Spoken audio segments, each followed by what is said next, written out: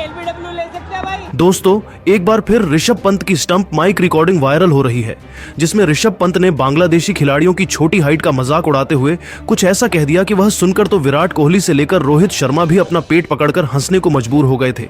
गंभीर की भी हंसी नहीं रुकी। तो आखिर क्या था वह मजेदार वाकया जिसे देखकर सबकी हंसी छूट गई?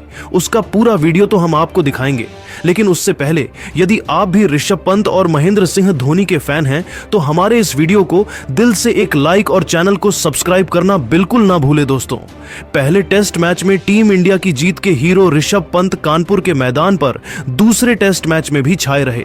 जब विकेट के पीछे ऋषभ पंत मौजूद हो, जब तब मजाक मस्ती कैसे रुक सकती है?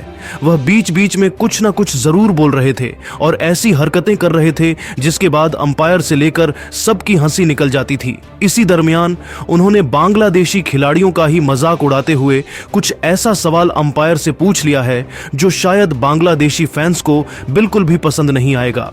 जी हां दोस्तों, दरअसल बांग्लादेश के 3 विकेट गिरने के बाद मोमिनुल हक और मुशफिकुर रहीम बैटिंग करने के लिए आए थे, लेकिन इसी दरमियान उनकी छोटी हाइट का मजाक उड़ाते हुए ऋषभ पंत ने अंपायर से ही पूछ लिया, हेलमेट से भी एलबीडब्ल्यू ले सकते हैं क्या? उनके मुंह से यह शब्द सुनकर तो अंपायर से लेकर रोहित कोहली सभी ठहाके लगाकर हंसने लगे थे कि आखिर ऐसा सवाल कौन ही कर सकता है। वही बांग्लादेशी खिलाड़ियों मुशफिकुर और मोमिनुल को यह मजाक बिल्कुल पसंद नहीं आया कि उनकी छोटी हाइट का पंत इस तरीके से मजाक उड़ा रहे हैं। यहां तक कि कमेंटेटर भी अपनी हंसी को रोक नहीं पाए। वह ऋषभ की हरकत से काफी ज्यादा खुश नजर कर रहे थे। जहां ऋषभ पंत ने मैदान में एंटरटेनमेंट में कोई कमी नहीं छोड़ी, गेंदबाजों से बीच बीच में बताते थे कि कैसे बॉलिंग करनी है। जहां अश्विन को एक बार कहकर तो उन्होंने संतों का विकेट भी दिलवाया था, वही बल्लेबाजों से भी वह बीच बीच में मजे ले लेते थे। जहां अब उनकी यह मजेदार कमेंट्री सोशल मीडिया की गलियों में तेजी से वायरल हो रही है और लोगों को यह खूब पसंद भी आ रही है। सबके चेहरे पर ऋषभ पंत ने मुस्कान लाने का काम किया था। यह कोई पहली बार नहीं था, तभी तो ऋषभ पंत सबसे पसंदीदा और चहेते खिलाड़ी हैं। तो दोस्तों, इस मजेदार लम्हे पर आप क्या कहना चाहते हैं? ऋषभ पंत क्या इस मैच में भी शतक लगा पाएंगे? अपनी कीमती राय नीचे कमेंट करके जरूर बताइए और ऐसी ही धमाकेदार खबरें सबसे पहले जानने के लिए हमारे इस वीडियो को लाइक और चैनल को सब्सक्राइब करना बिल्कुल ना भूलें। धन्यवाद। दोस्तों, बांग्लादेश की टीम के सुपर फैन टाइगर रॉबी ने जब सिराज को बकी गालियां, तब कानपुर के क्राउड ने मिलकर उन्हें ऐसा सबक सिखाया कि पीट पीट कर स्टेडियम से बाहर भगा दिया। पूरे मामले का वीडियो आपको दिखाएंगे, लेकिन उससे पहले आप सभी को क्या लगता है, कानपुर की जनता ने इंसाफ किया, सही किया या नहीं? नीचे कमेंट जरूर कीजिएगा। दोस्तों, सीरीज का दूसरा टेस्ट मैच आज से कानपुर की धरती पर शुरू हो चुका है। ग्रीन पार्क स्टेडियम में जैसे ही मैच शुरू हुआ, वैसे ही भारतीय क्रिकेट टीम के नाम का डंका बज रहा था। आकाशदीप ने आते ही बैक टू बैक 2 विकेट्स निकाले। इसके बाद अश्विन ने भी 1 विकेट लिया, लेकिन कमबख्त बारिश ने मैच को रुकवा दिया, वरना और भी विकेट गिरते। लेकिन एक बेहद ही अजीब घटना इस मैच में घटी।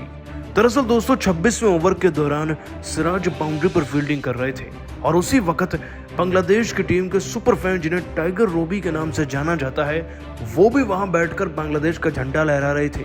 अब वैसे तो सिराज ने केवल एक गेंद ही रोकी जिस पर बाउंड्री हो सकती थी, जिसके बाद दोस्तों टाइगर रॉबी यानी कि बांग्लादेश की टीम के इस फैन ने सिराज को कुछ अपशब्द कह डाले और वहां पर स्टेडियम में काफी सारे ऐसे फैन बैठे थे जो बांग्लादेशियों की भाषा भी समझते हैं। जिसके बाद इस फैन के द्वारा दी गई गाली किसी को भी रास नहीं आई और फिर तो वो हुआ जो किसी ने भी नहीं सोचा था। बांग्लादेश की टीम के सुपर फैन को कानपुर की जनता ने ढूंढ कर रख दिया। लात और घूसों को ऐसा प्रसाद दिया कि दोस्तों ये दौड़ते हुए मैदान से बाहर गए। जिसके बाद पुलिस ने इनको रेस्क्यू किया, पानी पिलाया और फिर उसके बाद ये ठीक भी हो गए थे। हालांकि दोस्तों, इस पूरे मामले की एक और कहानी भी है। ये भी बताया जा रहा है कि इनको मैदान में बहुत ज्यादा डिहाइड्रेशन हो गई थी। पुलिस कांस्टेबल इनसे बात करने गए तो ये बीच में ही गिर गए, वहीं बेहोश हो गए थे। जिसके बाद इन्हें बाहर लाया गया और ऐसा ट्रीटमेंट दिया गया जिससे ठीक हो जाए। लेकिन दोस्तों, इस पहलू की 2 कहानियां हैं। वैसे अगर इन्हें पीटा भी गया है तो आपके नजरिए में क्या वो सही हुआ या नहीं? नीचे कमेंट करके हमें जरूर बताइएगा और अभी सब्सक्राइब भी कीजिए हमारे YouTube चैनल को धन्यवाद। तो कानपुर के मैदान पर भी दूसरे टेस्ट मैच में पहले दिन बांग्लादेश की क्रिकेट टीम की एक बार फिर बुरी तरीके से शामत आई। पहले तो भारत के बल्लेबाजों ने कमाल की बल्लेबाजी की।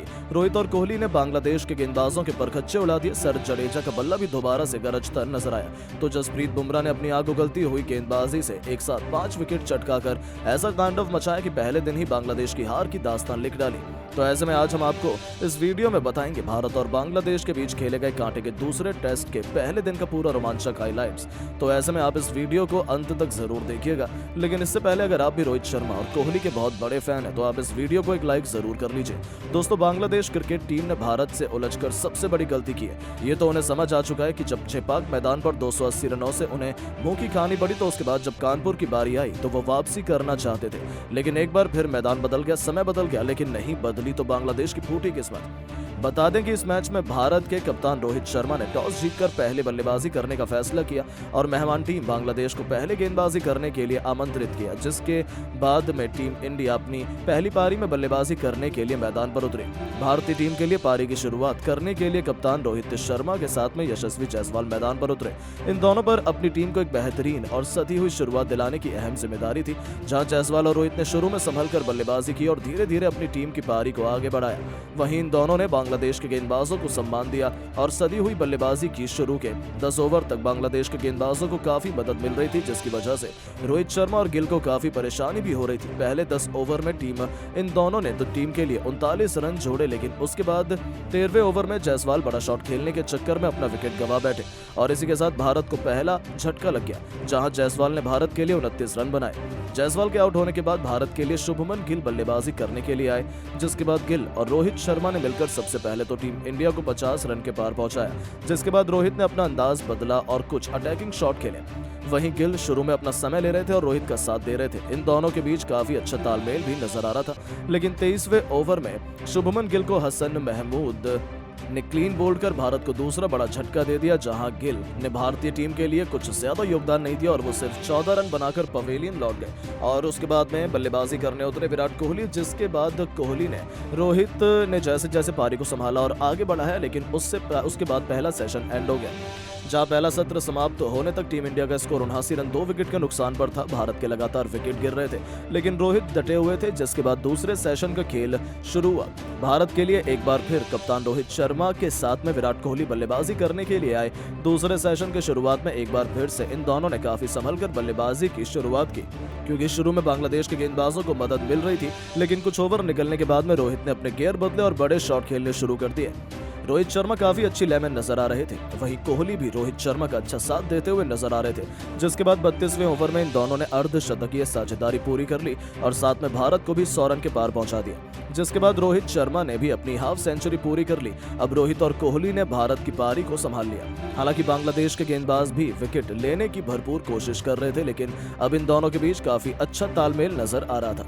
रोहित और कोहली ने अपने अब तेवर भी चेंज कर लिए थे, जिसके बाद देखते ही देखते विराट कोहली ने भी अपनी 50वें ओवर में पूरा कर लिया और भारत को भी 150 रन के पार पहुंचा दिया, जिसके बाद 53वें ओवर में रोहित शर्मा और विराट कोहली के बीच शतकीय साझेदारी भी पूरी हो गई थी। लेकिन उसके बाद में 54 ओवर की समाप्ति तक दूसरा सेशन भी समाप्त हो गया, जहां दूसरे सेशन की समाप्ति तक टीम इंडिया का स्कोर 198 रन तक पहुंच गया था, जिसके बाद में तीसरे सेशन की शुरुआत में एक बार फिर से कोहली के साथ रोहित की पारी की शुरुआत करने के लिए आए। रोहित और कोहली ने सेशन की शुरुआत ही अटैकिंग तरीके से की। खासतौर पर रोहित ने बॉलर्स के ऊपर डोमिनेट किया, जहां आपको बता दें कि 59वें ओवर में रोहित ने 2 लगातार चौके लगाकर अपनी सेंचुरी पूरी कर ली। वहीं उसके 3 ओवर के बाद में रोहित शर्मा ने कोहली के साथ में मिलकर अपनी टीम को 200 रन के पार पहुंचा दिया था।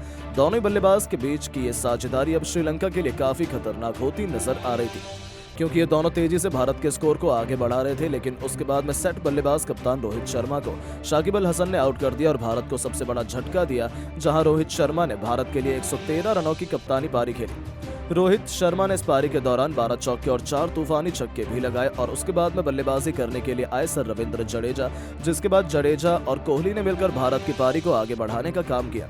खास तौर पर कोहली तो आज फास्ट और स्पिन दोनों गेंदबाजों को काफी अच्छे से डोमिनेट कर रहे थे। अब कोहली हर ओवर में कम से कम एक चौका तो लगा ही रहे थे, वहीं जडेजा तो शुरू में अपना समय लेकर खेल रहे थे। अब कोहली और जडेजा के बीच भी अच्छा तालमेल नजर आ रहा था। कोहली भी अब तेजी से अपने शतक की ओर आगे बढ़ते हुए नजर आ रहे थे। देखते देखते जडेजा और कोहली के बीच भी 50 रन की साझेदारी हो गई, जिसके बाद विराट कोहली ने मेहदी हसन मिराज के खिलाफ एक चौका और एक खतरनाक छक्का एक ही ओवर में लगाकर अपनी सेंचुरी भी पूरी कर ली। कोहली की बल्लेबाजी से बांग्लादेशी गेंदबाज काफी दबाव महसूस कर रहे थे, लेकिन शतक लगाने के बाद में विराट कोहली ज्यादा देर तक नहीं टिक पाए और विराट कोहली को भी शाकिब ने आउट कर दिया और भारत को चौथा झटका दे दिया।